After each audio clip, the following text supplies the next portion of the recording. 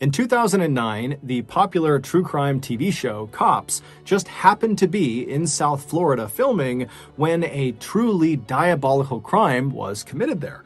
And so cops captured this crime on camera. But someone in their footage was hiding something.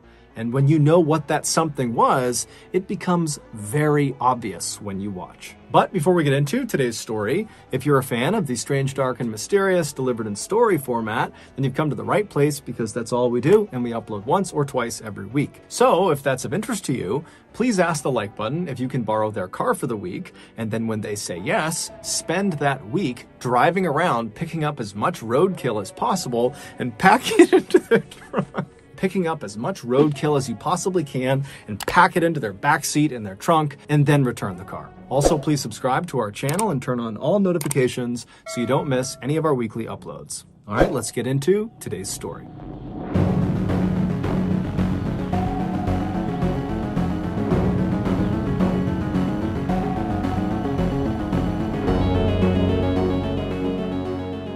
Michael DiPolito grew up in a very rough neighborhood in South Philadelphia where violence, drugs, and prostitution were just normal parts of everyday life. At a young age, like his parents, Michael became an alcoholic.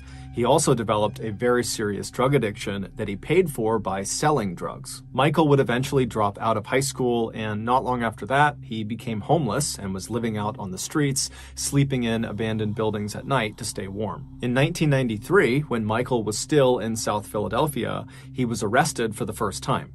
He was charged with possession of an unknown drug as well as intent to distribute this unknown drug. Court records don't specify what drug this was. However, Michael just did not show up for court, and so a warrant was put out for his arrest. Michael would somehow manage to evade police capture, and by 1997, he had fled South Philly altogether and landed in South Florida in a town called Boca Raton. Shortly after arriving there, Michael was arrested for a second time, this time for offering an undercover police officer $15 in exchange for sex.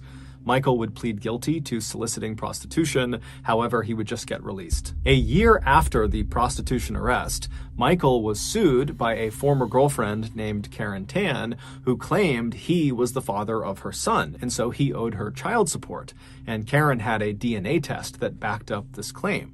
However, Michael, again, would just not show up for court, and before long, Karen just gave up and dropped the lawsuit. Michael was likely very relieved when this happened, because at the time, he was making almost no money through a temp agency.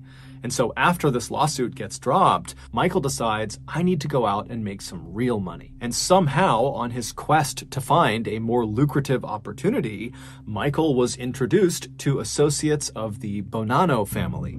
And the Bonanno family is one of the infamous 5 families that dominates organized crime across the United States. They are literally the Italian mafia. And after the mafia met Michael, they took a liking to him, and they did offer him a more lucrative, albeit illegal, opportunity.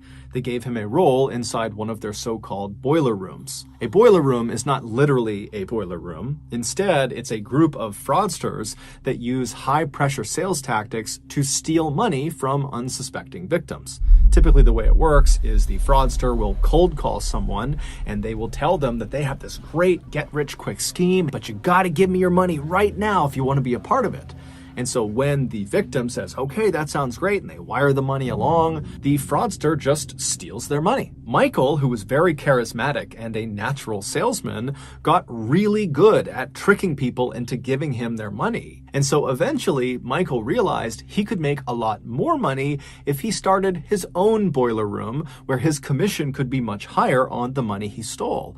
And so fairly abruptly, he left the mafia's boiler room. We don't really know how they reacted to this. And Michael would set up not 1, but 2 boiler room scams of his own in South Florida. And by 2002, he had pocketed $155,000 of stolen money. However, he had spent virtually all of it on fancy hotels and cars and phone sex. But the good times would not last for Michael, because in 2002, the police caught on to Michael's boiler room scams and they raided them, and Michael was arrested for a third time, except this time he would go to court, he would stand trial, and he would be sentenced to 2 years in prison, 28 years of probation, and he would be ordered to pay back the $155,000 that he stole. Michael would only serve 7 months of his 2-year jail sentence, but that was more than enough to leave a huge impact on him. Michael hated prison. He hated every second of it.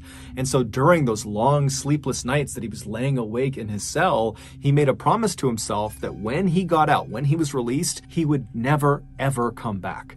And so in 2003, when he was released, he immediately entered a sobriety program. He also started going to the gym every morning, and he began studying for his GED, which is a high school equivalency test because he didn't get his high school diploma. After he successfully earned his GED a couple of months later, he would also start a legal business. It was a digital marketing firm that was called Mad Money Inc. Over the next several years, Michael would do his very best to stay on the straight and narrow and not get in trouble. And for the most part, he did that. By 2008, Michael was still sober, despite a few setbacks, and he was still very focused on his physical fitness and his health, and his business, Mad Money, was doing quite well, earning him nearly $100,000 a year. But his love life had become a bit messy. Michael had gotten married back in 2007 to his longtime girlfriend named Maria Luongo, who had stood by him when he went to jail. But that year, in 2008, when Michael was 38 years old, he cheated on Maria with a 26-year-old real estate agent named Dalia Mohammed,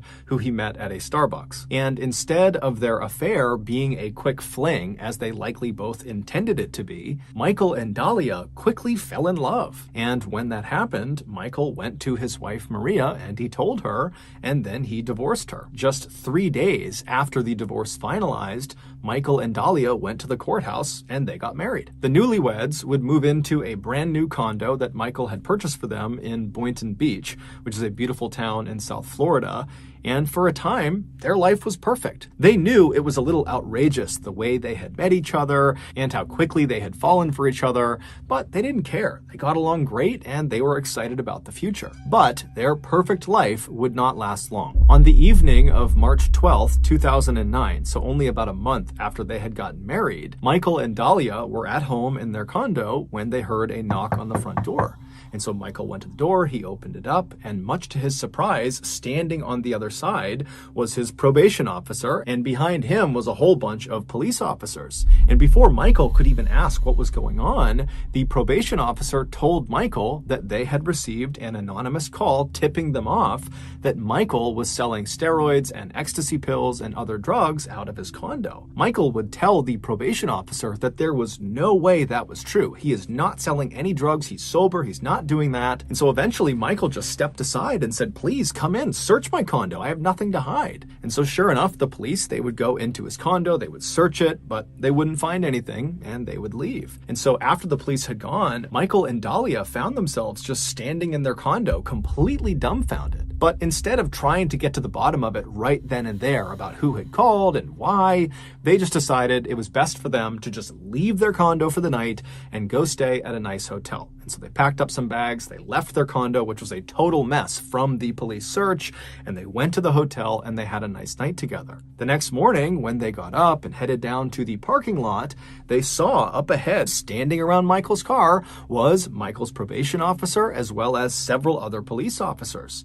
And so Michael and Dalia are looking at each other like, what is this, again? And so they hustle on over to Michael's car, and before they can even plead their innocence to Michael's probation officer, he stops Michael and just says, "Look, we got another anonymous call, this time telling us that you are selling drugs out of your vehicle, and so we need to search it." And so Michael is just totally beside himself, but he says, "Look, go ahead, search it. There's nothing in the car." And so sure enough, the police would open up his car, they'd rip it apart, but again, they wouldn't find anything. Over the next couple of weeks, the only thing Michael and Dalia ever wanted to talk about was what the heck was going on. Who is placing these anonymous calls claiming that Michael was selling drugs out of the condo and out of the car? It just didn't add up.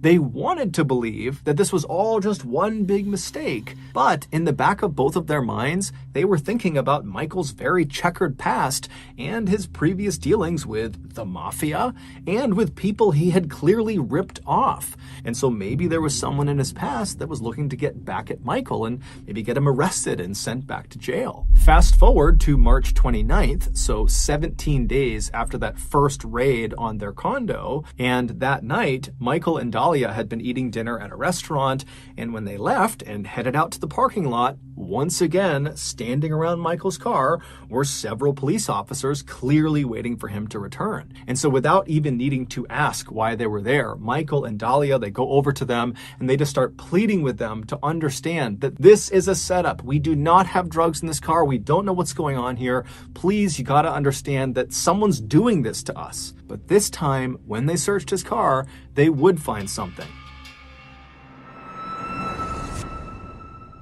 Before we go any further, I want to tell you about today's sponsor, Experian. Back when I was just a young buck in college, I was broke. And so naturally, I took out a credit card with a $5,000 limit and immediately maxed it out on buffalo chicken calzones and beer. Now, as soon as my card got declined, I didn't pay it off. Instead, I just took the card, tucked it back into my wallet, and forgot about it. But the bank did not forget about my $5,000 debt, and my failure to pay it back wrecked my FICO score. A FICO score is a type of credit score. Over the last 10 years, I've been able to rebuild my credit score, but it has been a slow and painful process. And so my suggestion to you is to avoid the unpaid beer and calzone credit trap and just closely monitor your credit score. And with Experian, you can do that for free. In addition to closely monitoring your credit score, they will also send you alerts anytime your credit changes. Experian also offers a dark web scan. If you've ever been the victim of a data breach, and you may not know if you have or not, your information potentially could live in the dark web, and that's a place where criminals could use it to commit fraud, and if that happens, it'll wreck your credit along with a bunch of other horrible things, unless you catch it and report it. And on that, if you do find inaccuracies on your credit report, you can easily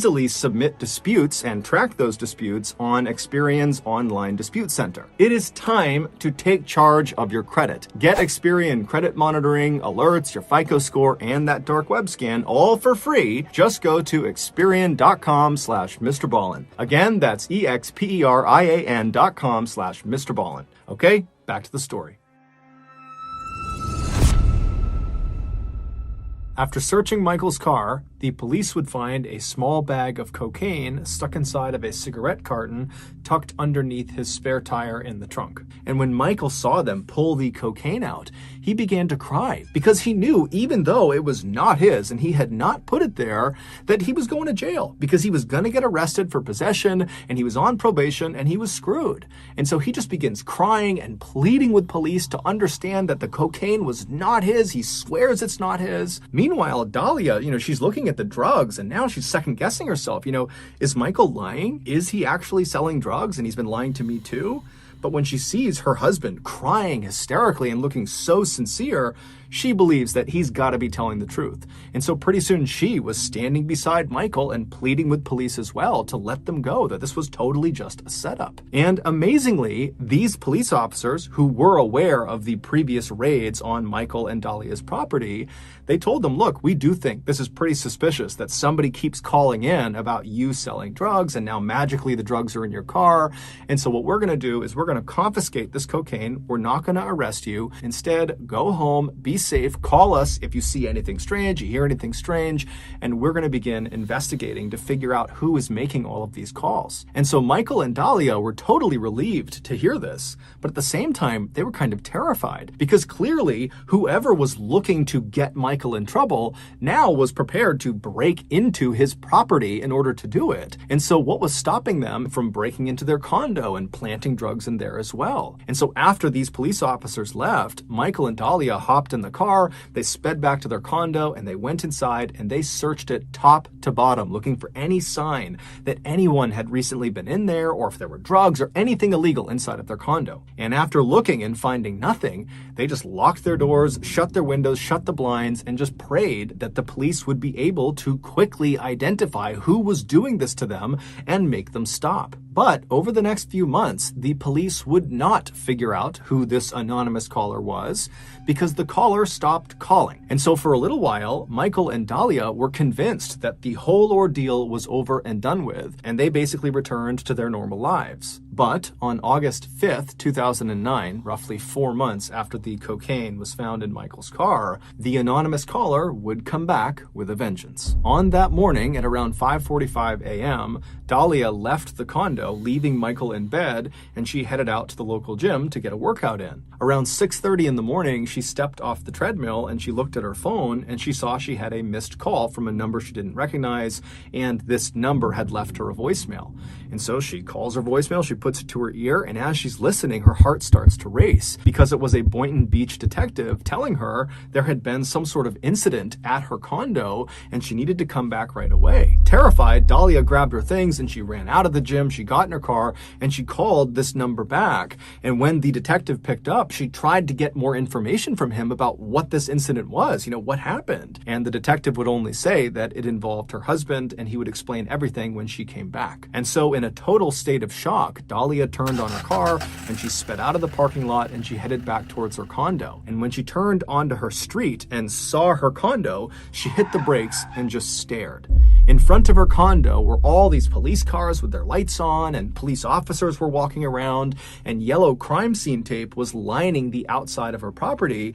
And inside of the taped off area, there were all these crime scene photographers taking pictures of her condo. And so as Dahlia is sitting in her car at the top of the street, just staring at this crazy scene she's seeing, one of the Boynton Beach police officers sees her and walks up, and after confirming that she was Dahlia DiPolito, he said to her, leave your car here and come with me. And so Dahlia, who knows obviously something bad has happened but really doesn't know the extent of it, she puts her car in park, she gets out, and she begins walking with this police officer over towards this cluster of 3 people that are standing right in front of her property. And it would turn out one of them was the detective who had called her on the phone. And so Dahlia's led over, and that detective, as soon as he sees Dahlia, he walks over to her and he says to her very matter-of-factly that someone had called about a disturbance in their condo, and shots were fired, and unfortunately, her husband, Michael, was dead.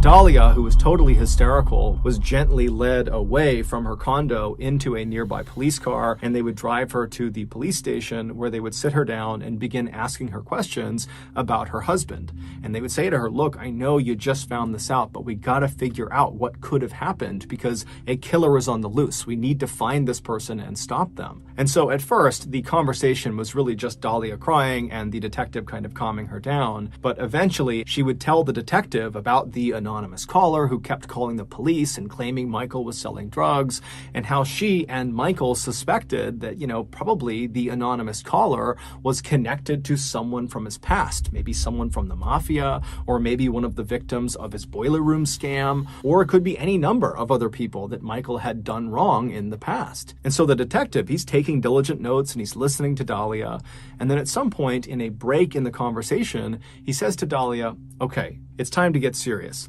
I need to know if you know this guy. And so Dahlia, she was kind of looking down and she looks up, confused what he's talking about.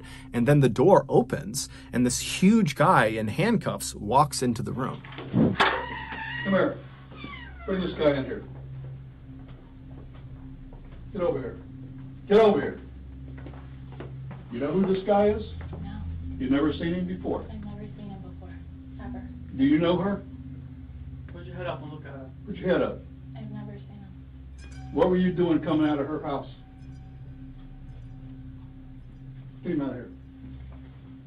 It would turn out Dahlia was lying. She did know who that guy was. Almost immediately after marrying Michael 6 months earlier, she had stolen $200,000 from him, but apparently that wasn't enough for her. She needed the rest of Michael's money as well as his condo. And so she had been the anonymous caller. She was the one calling the police and tipping them off that Michael was selling drugs out of the condo and out of his car. She was the one who planted the cocaine in the back of his car because she wanted him to get arrested because he was on probation and he would go back to jail for a really long time. But when her efforts failed and Michael did not get arrested and so did not go back to jail, Dahlia moved on to Plan B. She reached out to one of her ex-boyfriends and she asked him, "Hey, do you know any hitmen that could murder my husband?" And the ex-boyfriend at first didn't think she was serious, but when she kept asking him about it and began offering to pay and really was making it clear that she wasn't joking around, the ex-boyfriend basically told her, "No, I don't know any hitmen." And then he, the ex-boyfriend, called the Boynton Beach Police Department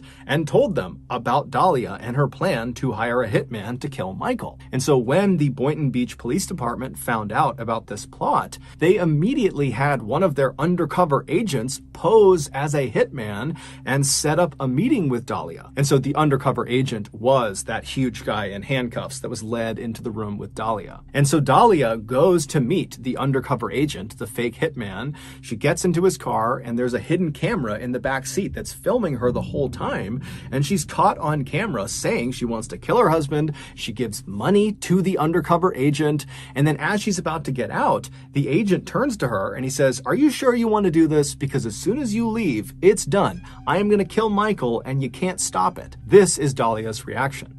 There's no changing, no, there's no, like, I'm determined already. I'm positive, like, 5,000% sure, like, no, when I say I'm going to do something, I'm going to do it. Like, as soon as he told me, listen, I need the money from you, I went, I grabbed it right away, like, we were good to go. Like, with me, you're not going to have a problem, you're not going to have an issue. And so the Boynton Beach Police Department, they have all this information about what Dahlia thinks is going to happen, and they decide they can use this information to set her up in the most elaborate way possible. And it just so happened the very popular true crime TV show, Cops, was filming in the area. And so the Boynton Beach Police Department allowed Cops to be a part of this elaborate setup. So they got to film everything that happened. So on the morning of August 5th, Dahlia got up and left her condo at 5:45 a.m. and headed to the gym, knowing, at least in her mind, that the hitman would be coming to her condo right after her, breaking in and shooting her husband twice in the head, because that was the plan they had come up with that was captured on film. And so after the police see her leave at 5:45 a.m., because they were monitoring the condo, they rushed in, they knocked on the door, and they got Michael to come downstairs. And he had no idea his wife was trying to kill him. And so he comes to the door, he's totally confused, but he goes with them and he's kind of ushered off to the police station.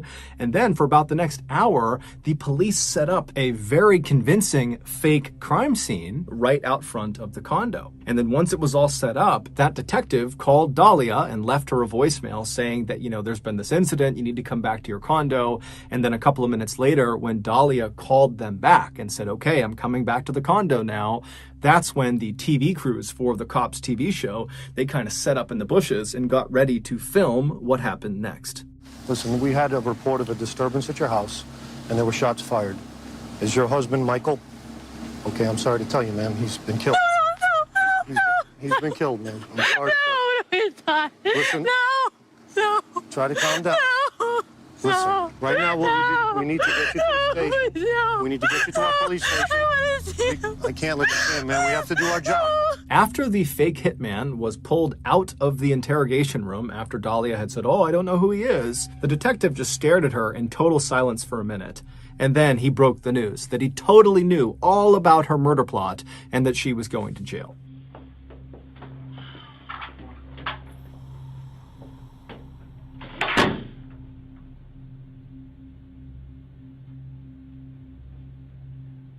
You're going to jail today for solicitation of murder. You're under arrest. That's an undercover police officer. Everything has been recorded. You were photographed in the convertible when you sat in his car in the front of CVS. What do you want to do? What do you want to do here? I didn't do Dahlia? anything. Listen to I me. didn't do anything. You're going to I didn't jail. do anything, please. I didn't do anything. Tell me you didn't do anything. I didn't do anything. You're going to jail today. As soon as I'm done, they're going to come in here and handcuff you and take you to the Palm Beach County Jail, book you for solicitation of first-degree murder on your husband. Your husband is well and alive. Thank God. Oh, yeah, thank God. Please, can I see him? No, he doesn't want to see you. I so wanted to see him. He doesn't want to see you. Please. After Dahlia was arrested, she was still sitting in that interrogation room when the Boynton Beach Police Department made a special point of walking Dahlia's husband, Michael, past the open door so she could see him. Here's her reaction. Oh my God. please. Come here. Mike, come here. Come here, please. Come here. Can't fix it. Why not? I didn't do anything I to heard you. you. Mike, come here, please. Come here. Okay, like, we'll take her back to booking, please. Dahlia was initially sentenced to 20 years in prison for what she had done, but after a retrial because of jury bias, her sentence was reduced to 16 years. So that's going to do it. If you got something out of today's episode and you haven't done this already, please ask the like button if you can borrow their car for the week, and then spend that week driving around picking up as much roadkill as you possibly can and packing it into their trunk and into their back seat, and then return their car. Also, please subscribe to our channel and turn on all notifications so you don't miss any of our weekly 1 or 2 video uploads. We now have a podcast called Mr. Ballin Podcast, and we put out brand new, never before heard podcast exclusive episodes on Monday mornings. And then on Thursday mornings, we put out remastered audio from popular YouTube videos. Again, it's called Mr. Ballin Podcast, and it's available on Spotify, Apple Podcasts, Amazon, Google, basically anywhere you get your podcasts, you can find it there. We have 2 additional YouTube channels. One is called Mr. Ballin Shorts, where we upload random short videos and lost episodes, and the other channel is called Mr. Ballin en Español, and it's a Spanish language channel. We also have a Facebook page just called Mr. Ballin that puts out near daily content. We also have a Snapchat channel called Mr. Ballin that puts out content on Sundays. We also have some really cool merchandise, so head on over to shopmrballin.com to have a look. And if you have a story suggestion, please submit it to our subreddit just called Mr. Ballin. It's linked in the description below. So whether I see you on Instagram, Twitter, TikTok, Reddit, YouTube, Facebook, other YouTube channels, the podcast, wherever, just know that I really appreciate your support. And until next time, that's going to do it. See ya.